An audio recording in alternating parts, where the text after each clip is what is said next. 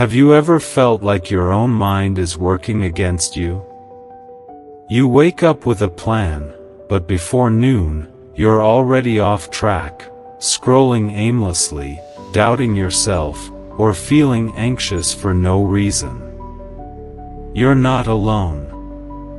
Most people spend their entire lives being controlled by their minds, instead of learning to control it. But what if you could flip that? What if your mind became your strongest ally instead of your worst enemy? Let's get one thing clear: your mind is incredibly powerful. It's the engine behind your emotions, habits, fears, ambitions, and even your perception of reality. But it's also a double-edged sword. The same mind that can dream big and create art, music, and innovation can also spiral into overthinking, self-sabotage, and negativity. So, how do you learn to take the wheel? First, you have to understand something fundamental: you are not your thoughts. This may sound strange at first, but pause for a moment and observe. You have thoughts, right? You can hear them. You can feel them. But who is doing the observing? Who's the one listening to the chatter inside your head? That's you. The awareness behind the thoughts. The moment you realize this, you unlock a door. A door to mental freedom. Controlling your mind doesn't mean suppressing thoughts or becoming a robot. It means becoming the master of your internal world. Think of your mind like a wild horse. If you don't tame it, it will run wherever it wants, into fear, anger, procrastination, jealousy. But if you take the time to train it, it becomes a powerful vehicle that can take you wherever you want in life. Let's talk about the first major step: self-awareness. You can't control something you're not aware of. Most people are reactive. They feel angry and then act on it, feel insecure and hide, feel sad and shut down. But awareness creates space. When you can say, "I'm noticing that I'm feeling anxious," instead of, "I am anxious," you've already taken back some control. That space gives you the power to respond instead of react. Next is mental discipline. And no, this doesn't mean being harsh or punishing yourself. It means training your brain to focus. Think about this: your mind is constantly being pulled in 100 directions: social media, news, endless notifications. It's like trying to meditate while sitting in a crowded subway station. If you want to control your mind, you need to reclaim your attention. Start simple. Set a timer for 5 minutes. Close your eyes. Focus on your breath. Your mind will wander, guaranteed. But when it does, gently bring it back. That act of noticing and returning is the beginning of mental strength. It's like doing push-ups for your mind. Over time, you'll start to notice a gap between stimulus and response. Someone says something annoying. You don't snap. You pause. That pause is your power. Let's get practical. One powerful method to gain control of your mind is journaling. When your thoughts are all over the place, write them down. Name them. Give shape to the chaos. This is not about being a good writer. This is about becoming an honest observer. The page doesn't judge you. Pour everything out, the fears, the doubts, the wild dreams. Then look at it. That distance gives you perspective. You're no longer inside the storm, you're watching it from above. Another vital tool: managing your self-talk. Your mind believes what you repeatedly tell it. If you say, "I'm not good enough," even silently, your brain accepts it and finds proof. But if you say, "I'm learning," or "I'm getting better," your brain will also accept that, and help you grow into it. This isn't fake positivity. It's realignment. Speak to yourself like someone you care about. Now let's get to the enemy that derails most minds: overthinking. It's sneaky. You think you're being careful or analytical, but really, you're caught in a loop. You replay conversations. You imagine worst-case scenarios.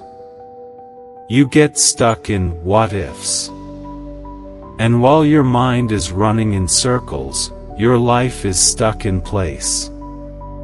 Here's the truth: you don't need to think your way out of everything. Sometimes, clarity comes from action, not thought. Overthinking often comes from fear: fear of failure, fear of judgment. So ask yourself, what's one small thing I can do right now? Action interrupts anxiety. Movement breaks mental loops. Of course, none of this works unless you take care of your body. Yes, your physical health directly affects your mind.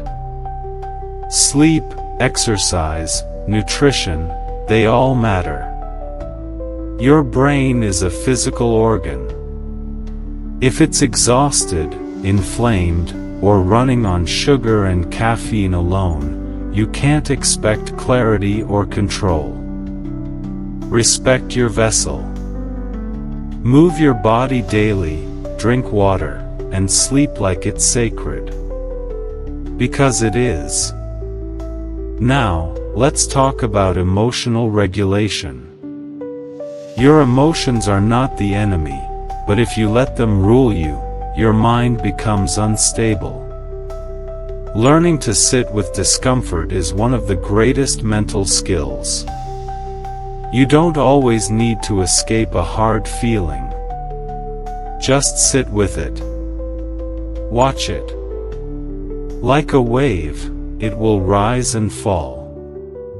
Every emotion, even the painful ones, have something to teach you, if you're willing to listen without reacting.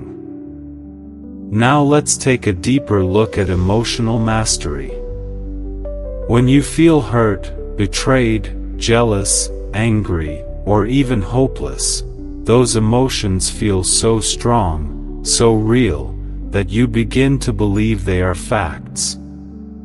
But they're not. Emotions are not permanent truths.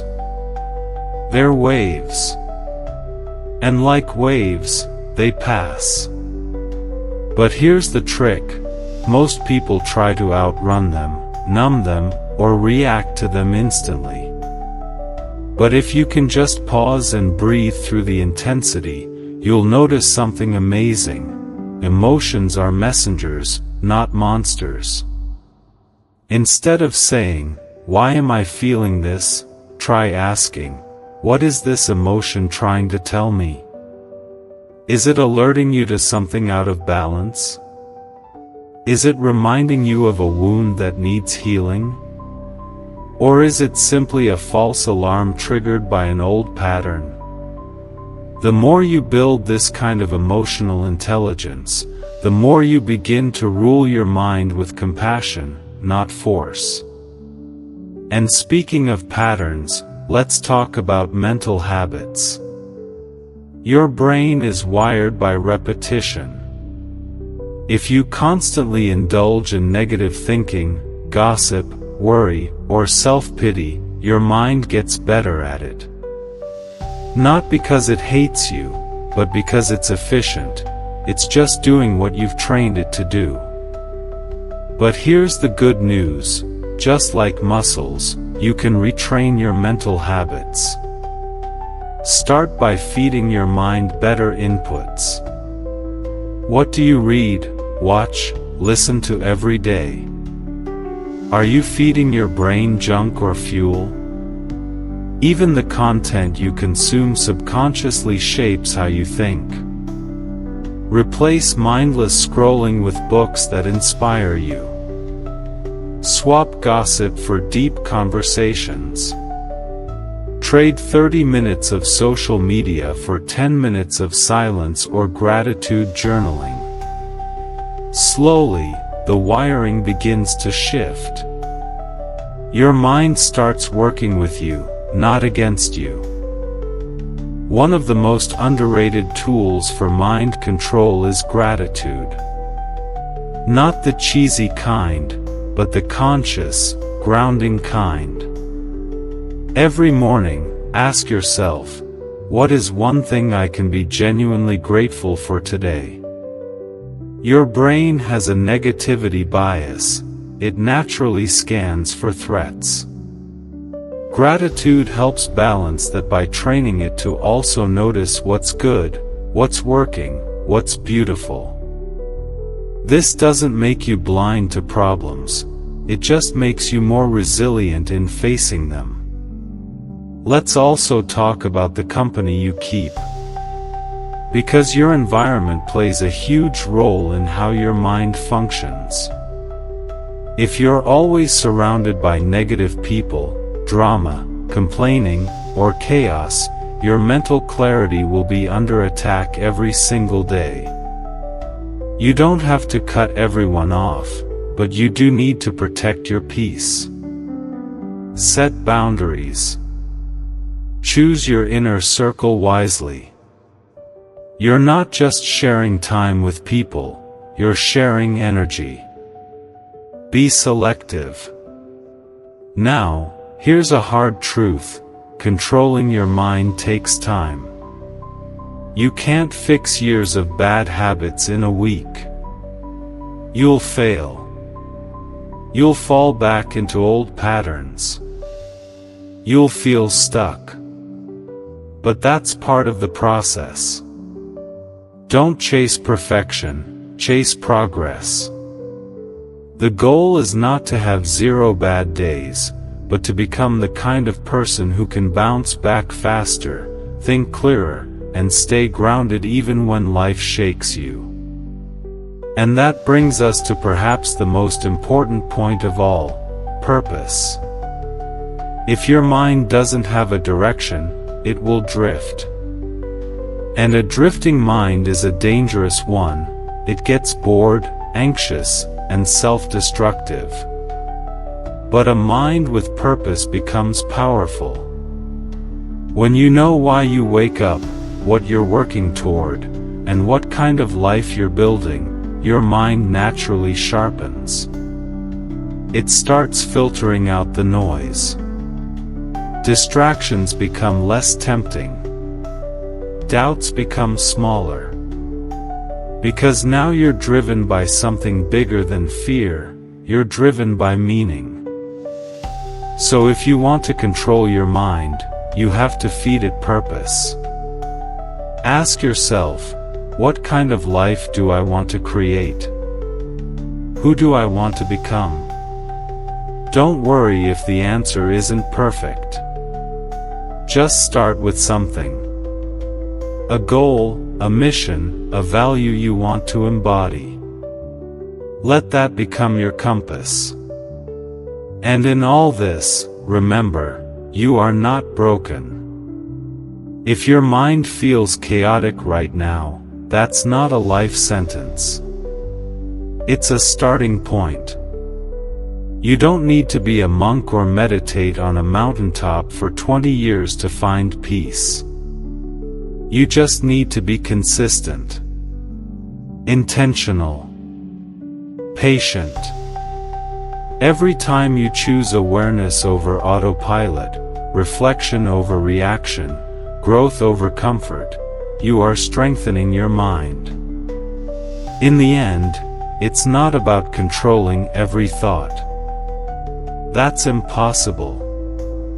It's about not letting your thoughts control you. It's about learning to witness them, guide them, and reshape them. That's true power. That's how you break free. So next time your mind tries to pull you into self-doubt, fear, anger, or laziness, pause. Breathe. Observe. And then ask yourself, who is really in control right now, me or my mind? The moment you choose awareness is the moment you begin to rise.